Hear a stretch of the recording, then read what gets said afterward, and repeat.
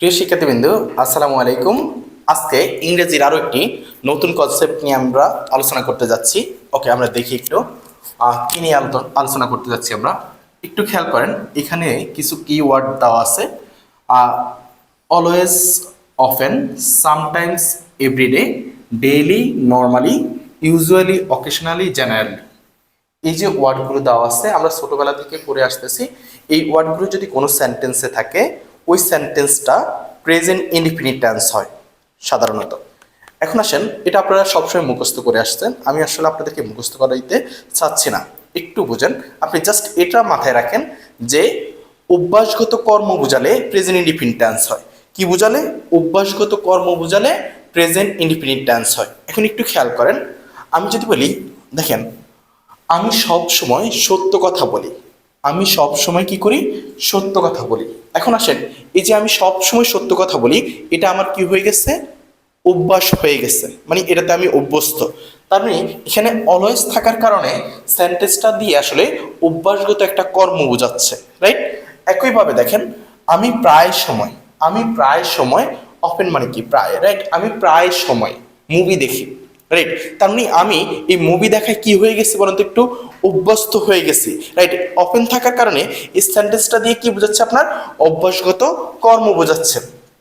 আমি মাঝে মাঝে, আমি মাঝে মাঝে ঘুরতে যাই, আমি মাঝে মাঝে ঘুরতে যাই। তার মানে আমি ঘুরতে যাওয়াতে কি হয়ে গেছি? অভ্যস্ত হয়ে গেছি। তার মানে সামটাইমস দ্বারা সেন্টেন্সটাতে সামটাইমস থাকার কারণে এটা কি বোঝাচ্ছে? একটা অভ্যাসগত কর্ম। একইভাবে আমি এভরিডে মানে কি? প্রতিদিন। আমি প্রতিদিন সকালে ঘুম থেকে উঠি। তার মানে এটাতে কি হয়ে গেছি? আমি অভ্যস্ত হয়ে গেছি। এভরিডে থাকার কারণে এই সেন্টেন্সটা দিয়ে আসলে একটা অভ্যাসগত কর্মকে বোঝাচ্ছে, রাইট? এখানে যে ওয়ার্ডগুলো আছে, এই ওয়ার্ডগুলো সবগুলো দিয়ে আসলে অভ্যাসগত কর্ম বোঝায়, রাইট? যেমন অকেশনালি, রাইট? আমরা কি করি বলেন তো একটু? প্রতি ঈদে নতুন জামা কাপড় পরিধান করি, রাইট? তার মানে এটাতে আমরা কি হয়ে গেছি? অভ্যস্ত হয়ে গেছি। তার মানে এই যে অকেশনালি যে সেন্টেন্সে থাকার কারণে এটা দ্বারা কি বোঝাচ্ছে? আসলে অভ্যাসগত কর্ম, রাইট? তার মানে আপনাকে কি বলা হয়েছে? অভ্যাসগত কর্ম বোঝালে প্রেজেন্ট ইনডিফিনিট টেন্স হয়। তার মানে এই ওয়ার্ডগুলো আপনাকে আসলে মুখস্থ করার প্রয়োজন পড়তেছে না, জাস্ট আপনি অর্থটা জানলেই হবে।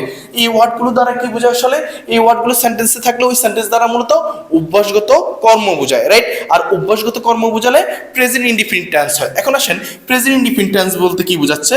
Present present indefinite, right? এখন আসেন, প্রেজেন্ট ইনডিফিনিট টেন্সের গঠন প্রণালী কি? প্রেজেন্ট ইনডিফিনিট টেন্সের গঠন প্রণালী হচ্ছে সাবজেক্ট প্লাস ভার্বের প্রেজেন্ট ফর্ম প্লাস হচ্ছে কি? এক্সটেনশন। সাবজেক্ট যদি থার্ড পারসন সিঙ্গুলার হয়, থার্ড পারসন কি হয়? সিঙ্গুলার হয়, তখন ভার্বের সাথে কি হবে? অ্যাজ বা ইএস, রাইট?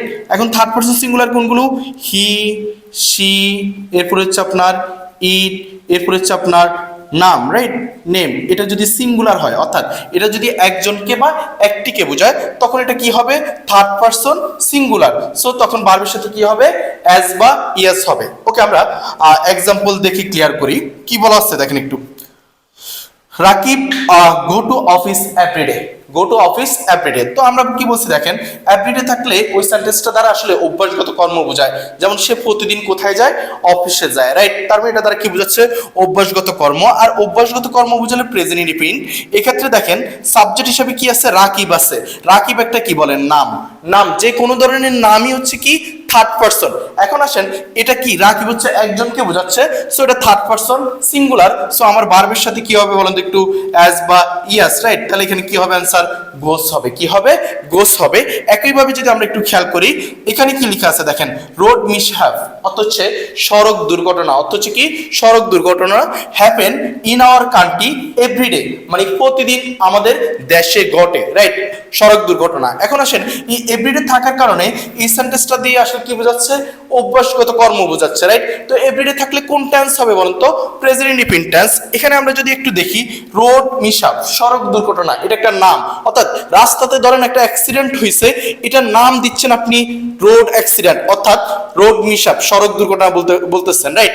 এখন আসেন, এই যে সড়ক দুর্ঘটনা একটা নাম, যেহেতু এটা প্লুরাল বোঝাচ্ছে না, তার মানে এটা কি? সিঙ্গুলার। সো এটা একটা থার্ড পারসন সিঙ্গুলার, এই জন্য ভার্বের সাথে কি হবে? অ্যাজ বা ইয়েস। অ্যান্সার কি হবে? হ্যাপেন্স। আই থিঙ্ক এতটুকু আপনারা ভালোভাবে বুঝতে পারছেন। এভাবে আমরা ধারাবাহিকভাবে আমাদের ইংলিশের বিভিন্ন কনসেপ্ট নিয়ে আলোচনা করব। আপনারা আমাদের সাথেই থাকেন, ইনশাল্লাহ উপকৃত হবেন।